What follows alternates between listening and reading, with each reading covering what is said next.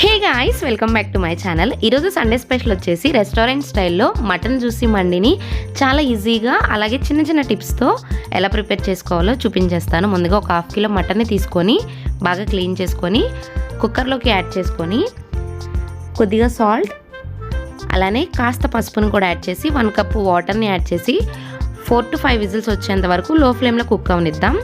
మీరు తీసుకునే మటన్ని బట్టి విజిల్స్ అనేది అడ్జస్ట్ చేసుకోవాలి. అలానే మటన్ మండి కోసం మసాలా ప్రిపేర్ చేయడానికి ఒక మిక్సీ జార్లో 1 టేబుల్ స్పూన్ ధనియాలు, లవంగాలు, దాల్చిన చెక్క, జీలకర్ర, కొద్దిగా షాజీరా, ఒక నల్ల యాలుక, 1 టేబుల్ స్పూన్ మిరియాలు, కొద్దిగా జాజికాయ ముక్క, బ్లాక్ స్టోన్ ఫ్లవర్ కొద్దిగా,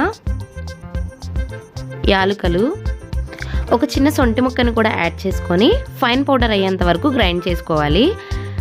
ఇక్కడ చూపిస్తున్నట్లుగా స్పైసెస్ అన్నీ బాగా గ్రైండ్ చేసుకున్న తర్వాత 1 స్పూన్ చాట్ మసాలా పౌడర్ని కూడా యాడ్ చేసుకొని ఒకసారి బ్లెండ్ చేసుకొని పక్కనుంచుకోవాలి. అలాగే విజిల్స్ అన్నీ కంప్లీట్ అయిపోయిన తర్వాత కుక్కర్ని ఓపెన్ చేసి మటన్ పర్ఫెక్ట్గా కుక్ అయిందో లేదో చెక్ చేసుకొని మటన్ని ఒక బౌల్లోకి సపరేట్ చేసుకోవాలి. నెక్స్ట్ ప్యాన్లో కాస్త ఆయిల్ని యాడ్ చేసుకొని ఆయిల్ బాగా హీట్ అయిన తర్వాత నేను ముందుగానే ఒక మీడియం సైజ్ ఆనియన్ని పేస్ట్ చేసి ఉంచాను.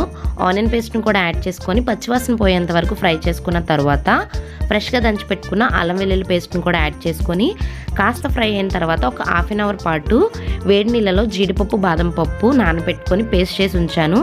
జీడిపప్పు బాదం పప్పు పేస్ట్ని కూడా యాడ్ చేసుకున్న తర్వాత ఒక 2 మినిట్స్ పాటు బాగా కుక్ అయిన తర్వాత ఒక మిక్సీ జార్లో 2 to 3 టేబుల్ స్పూన్స్ వరకు కర్డ్ని యాడ్ చేసుకొని బాగా మెత్తగా బ్లెండ్ చేసుకొని కర్డ్ని కూడా యాడ్ చేసుకొని లో ఫ్లేమ్లో ఒక 5 మినిట్స్ పాటు కుక్ అవనిద్దాం.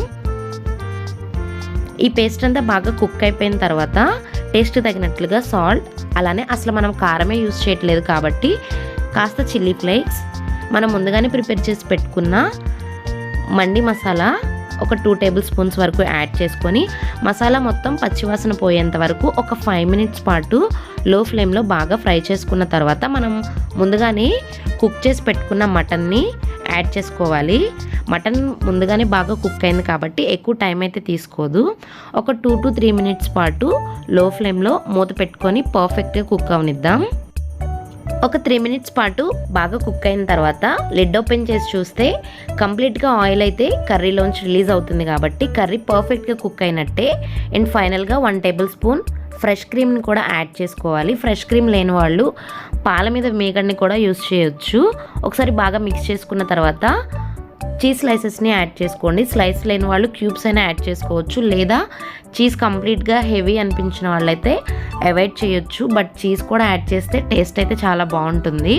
చీజ్ కూడా బాగా మెల్ట్ అయిపోయేంత వరకు బాగా మిక్స్ చేసుకున్న తర్వాత సన్నగా తరిగి పెట్టుకున్న పచ్చిమిర్చి ముక్కల్ని కూడా యాడ్ చేసుకొని లిడ్ పెట్టేసుకొని ఒక 2 to 3 మినిట్స్ పాటు లో ఫ్లేమ్లో కుక్ అవనిద్దాం. అండ్ నెక్స్ట్ ప్యాన్లో కాస్త ఆయిల్ లేదా గీని యాడ్ చేసుకొని గార్నిషింగ్ కోసం డ్రై ఫ్రూట్స్ని యాడ్ చేసుకోవాలి. కాస్త జీడిపప్పు, బాదం, అలానే కిస్మిస్ని యాడ్ చేసుకొని గోల్డెన్ బ్రౌన్ కలర్ వచ్చేంత వరకు ఫ్రై చేసి పక్కనుంచుకుందాం.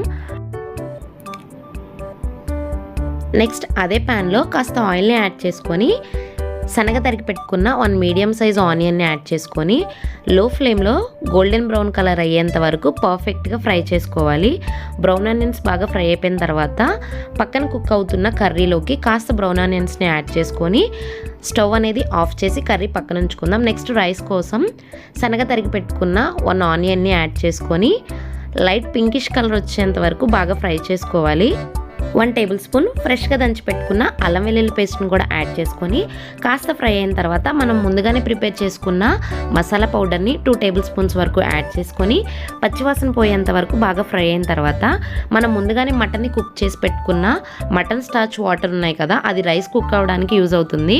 దాన్ని వేస్ట్ చేయకుండా 2 గ్లాసెస్ రైస్కి నేను 4 గ్లాస్ వాటర్ని యాడ్ చేసుకొని వాటర్ బాయిలింగ్ అయ్యేంత వరకు బాగా కుక్ అయిన తర్వాత టేస్ట్కి తగినట్లుగా కాస్త సాల్ట్ని కూడా అడ్జస్ట్ చేసుకొని ఫైనల్గా మనం ముందుగానే ఒక హాఫ్ అన్ అవర్ పాటు నానబెట్టి ఉంచుకున్న బాస్మతి రైస్ని కూడా యాడ్ చేసుకొని మీడియం టు లో ఫ్లేమ్లో 10 to 15 మినిట్స్ పాటు రైస్ పర్ఫెక్ట్గా వచ్చేంత వరకు కుక్ చేసుకోవాలి.